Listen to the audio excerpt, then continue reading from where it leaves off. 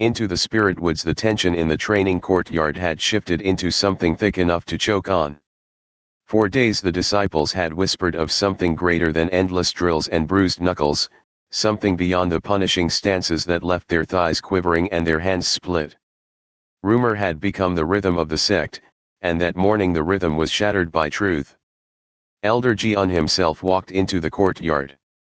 His robe was a storm cloud, his staff a thunderbolt, and his presence weighed heavier than the mountain on which the sect was carved.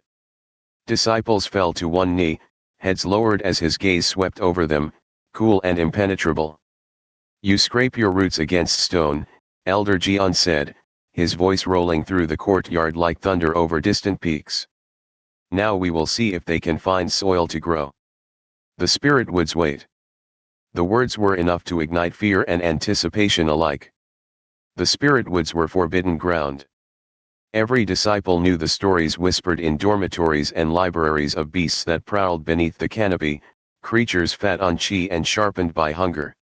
Travelers had been found only in pieces when they strayed too deep. To be told they must enter was no drill, no mere test of posture. It was a trial of survival.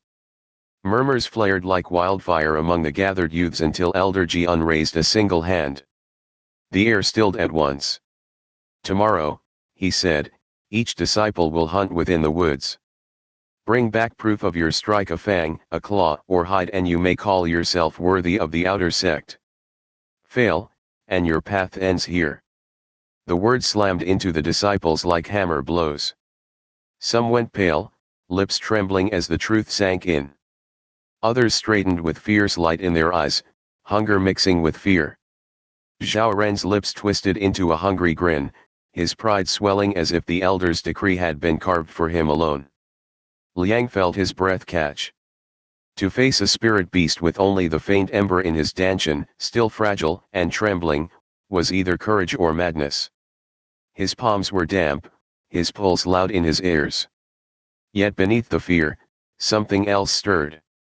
Anticipation. At last progress would not be measured in how long he held a stance or how many times Zhao mocked him. It would be measured in survival. The courtyard buzzed that evening with a frenzy of preparation. Disciples gathered scraps of armor, sharpened spears, patched robes. They whispered in small groups of what the woods contained. Some swore the creatures were no larger than wolves. Others told of scaled tigers whose roars split stone, or serpents that vanished into shadow and struck with venom steeped in qi. The air itself seemed alive with dread. Liang sat quietly by the firepit at the courtyard's edge. His hands rested folded over his knees, his gaze fixed on the faint flames. His palms still tingled from the stake he had stirred days before. The ember in his chest glowed faintly, steadier now, pulsing as though it too awaited the coming dawn. The sparrow landed close to the fire, its feathers catching sparks of orange. Its black eyes reflected the flames as it tilted its head, silent, watchful. "You follow me even here," Liang whispered. His voice was nearly drowned out by the chatter of disciples all around. "Do you mock me, or guide me?" The bird gave a single chirp, then darted into the night sky, vanishing into the dark as if to urge him onward. Liang's gaze followed it until the shadows swallowed it whole. When the next dawn arrived, the disciples gathered at the forest's edge. The mist hung heavy among the trees, carrying the scent of resin, earth, and something deeper, something that set the skin crawling. Elder Jian stood tall at the boundary, his staff carved with spirals that pulsed faintly with qi. His gaze was merciless as it swept the line of youths.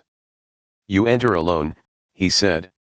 "The woods do not forgive, nor do I return by sunset, or not at all." The command brooked no protest. One by one the disciples stepped forward.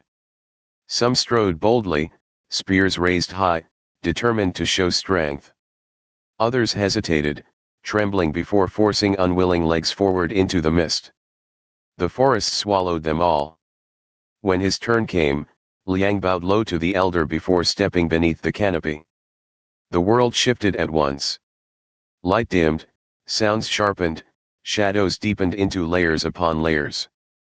The air was thick, heavy, filled with a sense of being watched.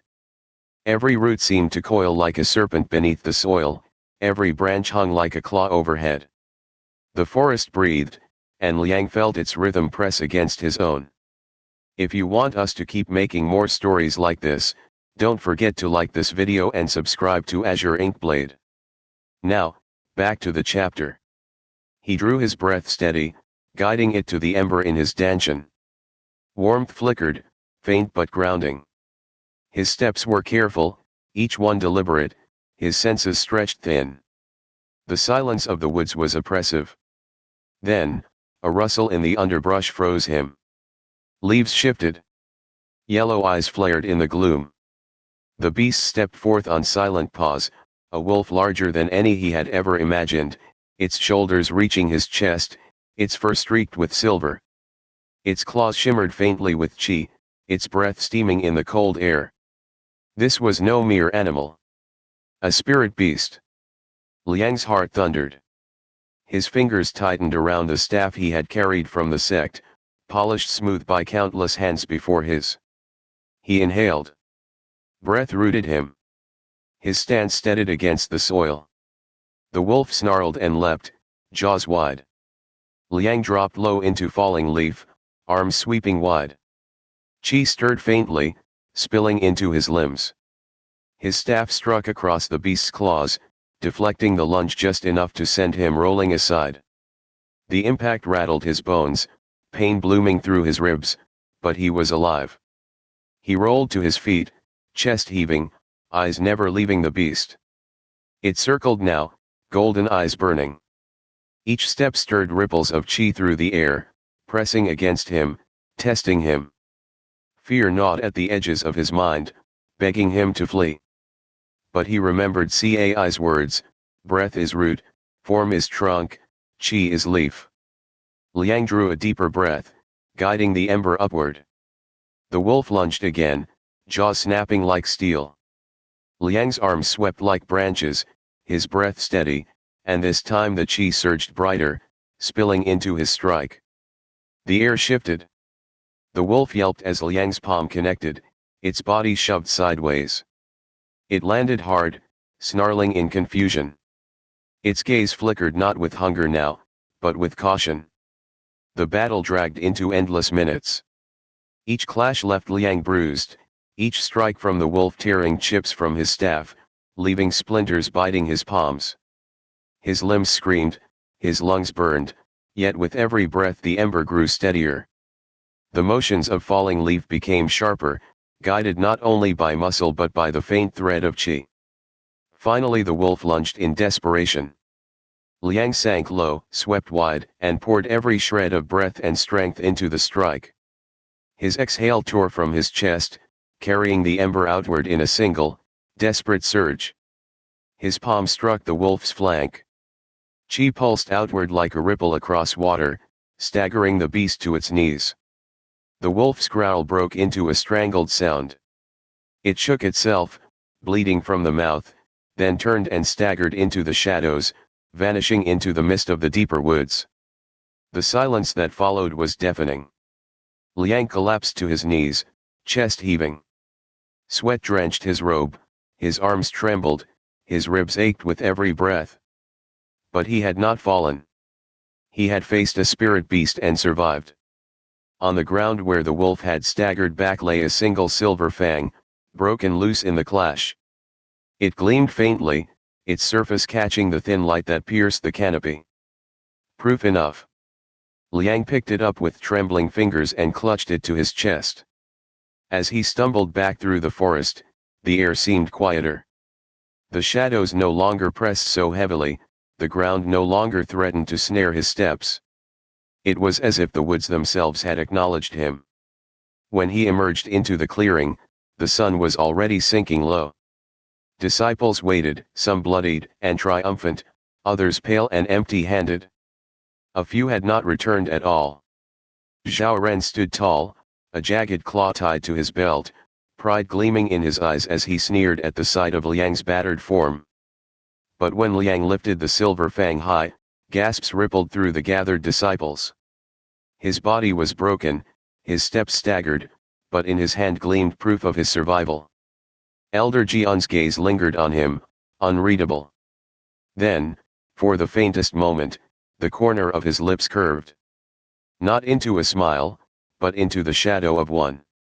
That night, beneath the stars, Liang sat alone with the fang resting in his palm. The ember in his chest glowed brighter than ever, no longer a trembling flicker but a steady flame. The sparrow landed nearby, its feathers silver under starlight, its black eyes reflecting the sky. It did not chirp this time, only watched as though waiting for Liang to understand. Liang tightened his grip around the fang and lifted his gaze toward the endless sky. His body still trembled, but his resolve was carved into stone.